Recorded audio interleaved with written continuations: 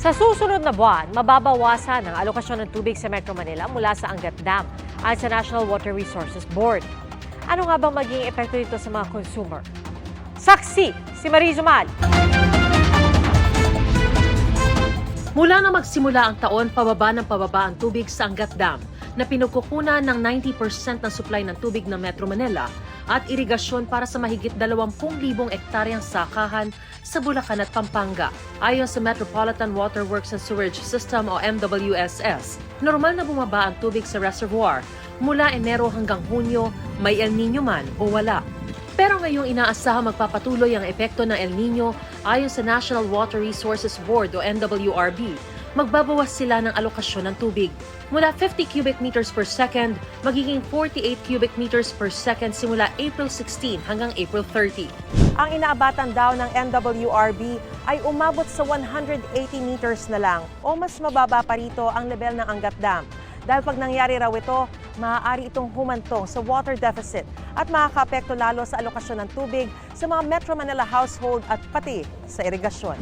Mababa po yung rainfall projection natin na galing po sa Pag-asa. Okay? So, below normal po ito. Doon lang po sa Angat watershed.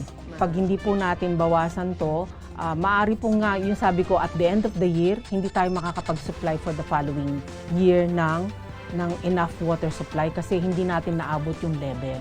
Posible raw na mas bumaba pa ang alokasyon kung patuloy na di uulan sa Angat watershed. Kasama sa apektado ang mga lugar na sinusuplayan ng Maynilad. Pero paniniguro ng MWSS, hindi po mawawalan po ng tubig yung ating po mga customers. So babawasan lamang po natin yung lakas o pressure po ng tubig. Estratehiya po natin para po i-manage po yung tubig na nanggagaling sa Angat. Ito yung mga oras, Maris, na alas 10 ng gabi hanggang alas 4 po ng umaga na kung saan po ay may hina po yung utilization. Sa ngayon, Maris, ay itong mga lugar po na nasa matataas po na lugar. So sa pagbabawas po natin ng pressure po, ay hihina lamang po yung ating tubig po during the off-peak hours po. nadagdagan na rin ang water sources ng MWSS. Yung iba nga po doon, Maris, ay ready to operate na din po ngayong summer. So 3 bagong planta na po yung naitayo po natin sa Laguna Lake, 2 sa Muntinlupa at 1 sa may Pakil, Laguna po. Ramdam ang pagbaba ng level ng tubig sa mga dam sa iba pang bahagi ng bansa, gaya sa Pio Duran sa Albay, kung saan bitak-bitak ang lupa dahil walang dumadaloy na tubig sa irrigation canal. 5 bayan at 1 lungsod sa Albay ang apektado ng El Nino. Mahigit 3,000 ektaryang palayana ang nasira. Mabilis din ang pagbaba ng tubig sa Maasin Dam sa Iloilo City na malapit na sa critical level. Ayon sa World Meteorological Organization, 2023 ang nagdala ng pinakamainit na average temperatures sa loob ng 174 na taong pagre-record. Posibleng mabasag pa raw ng 2024 ang record na naitala noong nakaraang taon. Earth is issuing a distress call.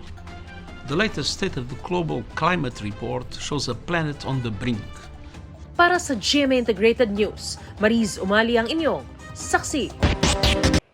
Mga kapuso, sama-sama tayong maging saksi.